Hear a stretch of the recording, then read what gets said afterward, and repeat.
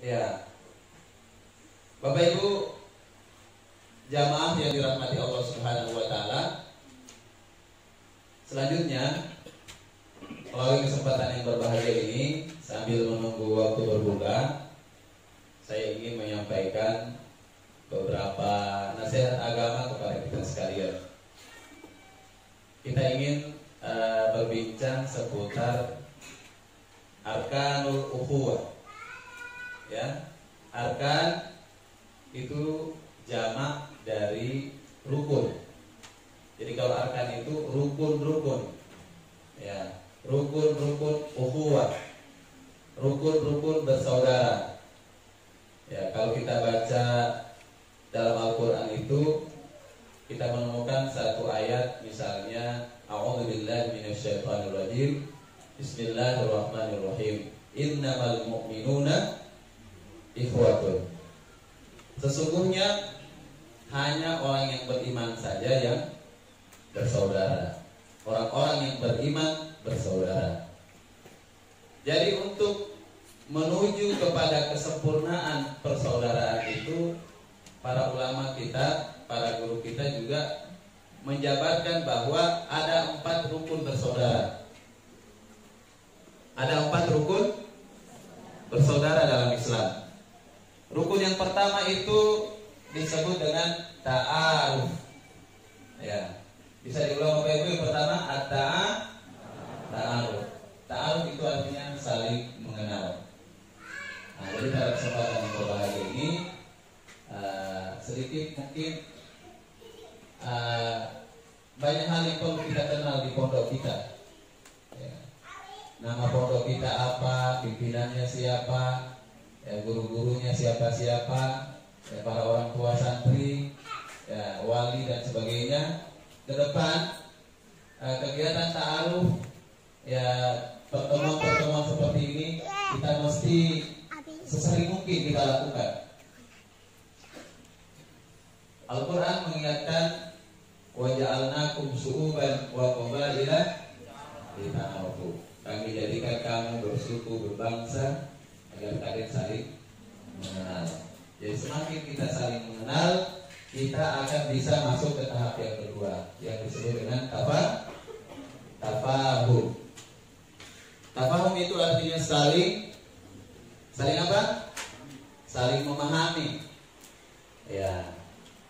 Orang tidak akan bisa saling memahami kalau tidak saling mengenal.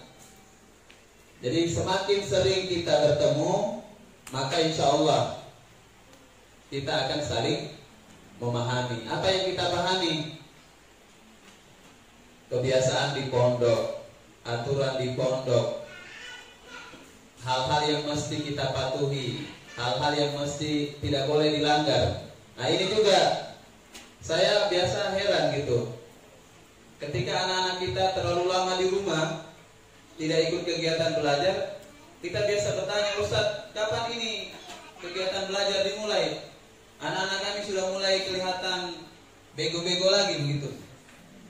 Nah, ketika anak-anak kita sudah mulai serius belajar di asrama, kita lagi yang mulai lagi garuk-garuk itu. Kapan Ustadz anak-anak dipulangkan?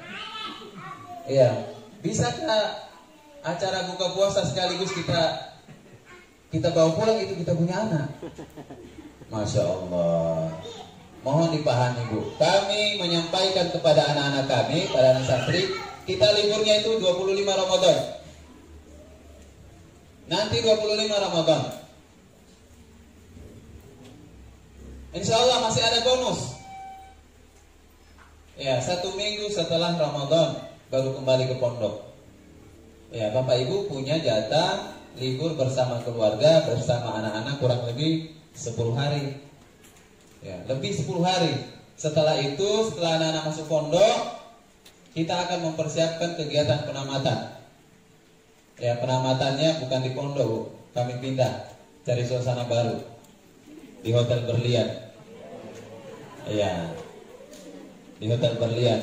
Tapi kayaknya yang diwajibkan hadir ini kelas 9 dan kelas 12. Bagaimana nih kita Ustadz yang lain?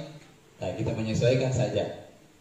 Tapi insya Allah anak-anak yang hadir di pondok, yang kembali ke pondok, kita pasti akan buatkan acara yang menyenangkan. Yang ketiga, rukun bersaudara itu disebut takaful. Pertama itu yang kedua yang ketiga takaful. Takaful itu artinya saling meringankan beban. Ya, saling meringankan. Ya. Kita ingin apa yang ada di pondok kita itu juga menjadi perhatian kita bersama seluruh keluarga besar Pondok Pesantren Baitul Maqdis ini. Insya Allah ada dua hal yang mesti menjadi perhatian kami dalam waktu yang jangka pendek ini adalah bagaimana menyiapkan asrama putra. Ke depan insya Allah anak-anak putra kita, santri putra kita akan sudah pindah asrama baru. Kita targetkan paling tidak tahun ajaran baru sudah bisa pindah. Kemudian kita juga punya proyek besar Bapak Ibu sekalian, yaitu bagaimana menyiapkan rumah ibadah yang lebih besar dan luas. Kemudian megah juga. Ya, sudah heboh itu di Facebook. Ya, sudah mulai kita posting, kita perkenalkan. Kita butuh dana yang kurang lebih 2 miliar rupiah untuk mewujudkan. Tidak susah bagi Allah. Kalau Allah mau, Allah berkehendak, tidak susah. Yang penting kita siap bekerja sama. Kita siap saling menanggung beban. Ya, seluruh orang tua dan wali santri itu akan menjadi tim sukses pencarian dana. Saya sampaikan memang di sini. Jangan sampai nanti besok lusa Bapak Ibu diserahi proposal, dimintai tolong, ya nanti berberat hati lagi gitu. Nah, jadi sudah masa waktu belum? Sedikit lagi ya. Berapa menit? 2 menit.